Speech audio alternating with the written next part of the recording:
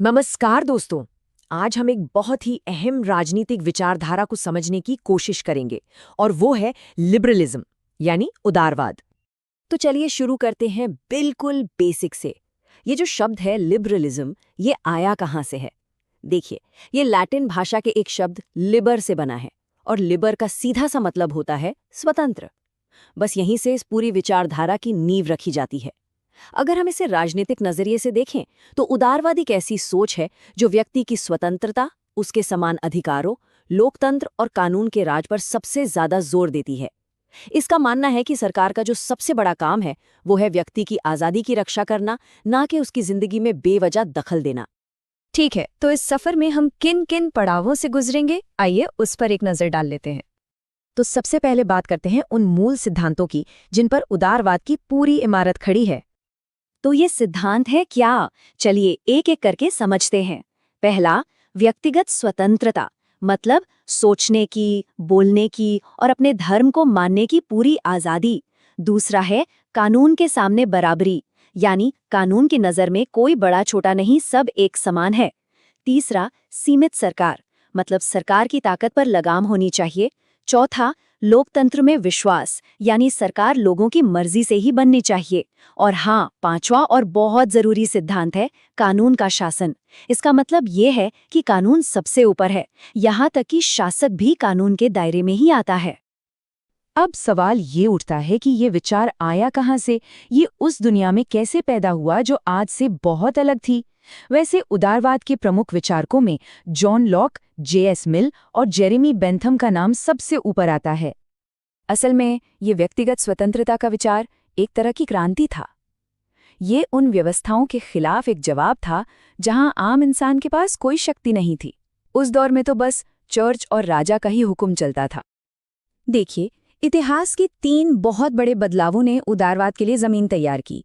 पहले पुनर्जागरण ने लोगों को तर्क करना सिखाया, फिर धर्म सुधार ने व्यक्तिगत विश्वास को अहमियत दी और इसके बाद औद्योगिक क्रांति ने एक नए मध्यम वर्ग को जन्म दिया।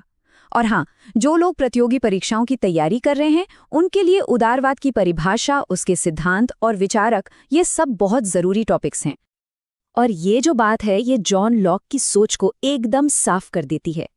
उन्हें अक्सर उदारवाद का जनक भी कहा जाता है। उन्होंने ही जीवन, स्वतंत्रता और संपत्ति जैसे प्राकृतिक अधिकारों की वकालत की थी। उनका कहना था कि सरकारें तो बनती ही इन अधिकारों की रक्षा के लिए हैं। तो ये तो थी उदारवाद की शुरुआती सोच। लेकिन समय के साथ इस एक विचार में भी कई बदलाव आए। असल में इसके 2 अलग अलग चेहरे सामने आए, परंपरागत और आधुनिक। चलिए अब इन्हीं को समझते हैं। जो शुरुआती उदारवादी थे, उनका मानना था कि सबसे अच्छी सरकार वही है जो कम से कम शासन करे। उनके हिसाब से सरकार का ज्यादा दखल देना मतलब व्यक्ति की आजादी का कम होना। पर फिर एक नई सोच उभरी। इस विचारधारा ने तर्क दिया कि भाई सच्ची आजादी तब तक मिल ही नहीं सकती जब तक कोई इंसान गरीबी, बीमारी या अशिक्षा में जकड़ा हुआ है। इसलिए सरकार को लोगों की मदद के लिए आगे आना ही होगा। अब ये स्लाइड देखिए, ये बहुत दिलचस्प है। ये उदारवाद के अंदर के ही एक टकराव को बिल्कुल साफ दिखाती है। मतलब राज्य की असली भूमिका क्या होनी चाहिए। एक तरफ है राज्य के दखल से स्वतंत्रता और दूसरी तरफ है राज्य के समर्थन से स्वतंत्रता। कहानी यहाँ खत्म नहीं हुई। 20वीं सदी में इस बहस ने एक और नया मोड़ लिया और सामने आया नव उदारवाद। नव उदारवाद असल में आधुनिक उदारवादी राज्य के खिलाफ एक जोरदार प्रतिक्रिया थी। इसने कहा कि हमें पुराने परंपरागत विचारों की तरफ लौटना होगा, जैसे कि कम टैक्स और बाजार में सरकार का कम से कम दखल।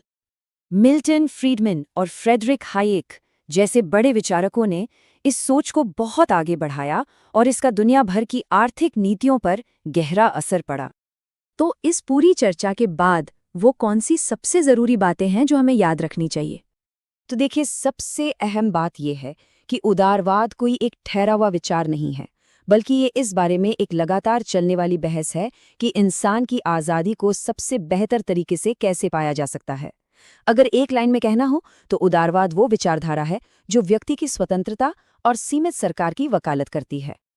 और अंत में यह हमें एक बहुत बड़े सवाल के साथ छोड़ जाता है, जिससे आज भी पूरी दुनिया जूझ रही है इस सवाल का कोई एक आसान जवाब नहीं है, और शायद यही उदारवाद की सबसे बड़ी ताकत भी है और सबसे बड़ी चुनौती भी।